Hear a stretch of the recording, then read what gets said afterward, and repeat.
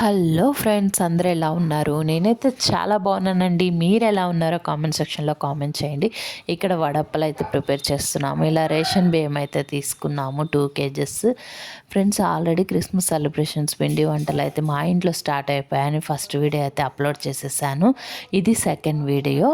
ఇక్కడ చూడండి, వడప్పలకి అయితే ఇలా గ్రైండ్ చేసేసి పౌడర్ అయితే రైస్ అయితే తీసేసుకున్నాము. 2 కేజెస్ అయితే రైస్ తీసుకున్నాను. ఇక్కడ చూస్తున్నారు కదా, ఇది పట్టేసుకున్న తర్వాత ఒక డేక్షలోకి అయితే తీసేసుకొని మనం ఇలా అయితే మిక్స్ చేసేసుకుందాము.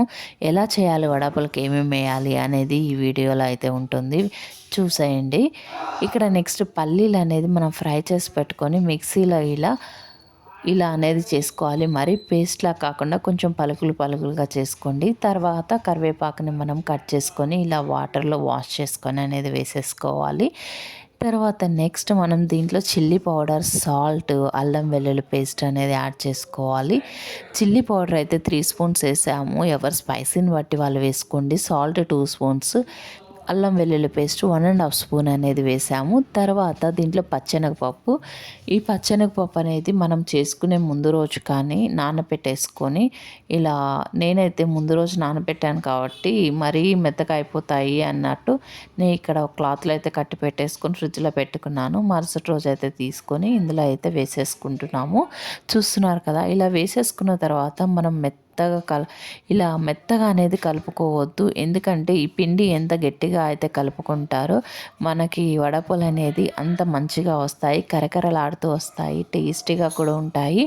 చూడండి, ఇక్కడ చూపిస్తున్న విధంగా మంచిగా అనేది కలుపుకోండి. వాటర్ కొంచెం కొంచెంగా పోసుకొని ముద్దగా కలుపుకోండి. మీరు మెత్తగా కలిపారు అంటే అవి సరిగ్గా రావు, ఆయిల్లో వేసినప్పుడు విరిగిపోతాయి. ఇక్కడ చూస్తున్న విధంగా కొంచెం కొంచెంగా వాటర్ కలుపుకుంటూ వచ్చేయాలి. ఫ్రెండ్స్, మీరు ఫస్ట్ టైం నా ఛానల్ చూస్తున్నట్లయితే ప్లీజ్ లైక్ చేయండి, షేర్ చేయండి, సబ్స్క్రైబ్ చేసుకోవడం మర్చిపోకండి. నా వీడియోస్ షార్ట్స్లోకి వెళ్ళి చూడండి ఎలా ఉన్నాయి ఏంటి. మీకు నచ్చితే ఖచ్చితంగా నాకు లైక్ చేయడం మర్చిపోకండి. ఇక్కడ చూడండి, ఇలా అయితే కలిపేసుకోవాలి. మీకు ఎంత క్వాంటిటీలో అయితే కలుపుకోగలరో కొంచెం కొంచెంగా తీసుకొని కూడా మిక్స్ చేసుకోవచ్చు. ఇలా మొత్తం మీద కలపలేని వాళ్ళు కొంచెం కొంచెంగా తీసుకొని కలుపుకొని ఒక ముద్దగా తయారు చేసేసుకోండి. చూస్తున్నారు కదా, ఇంత గట్టిగా అయితే కలుపుకోవాలి.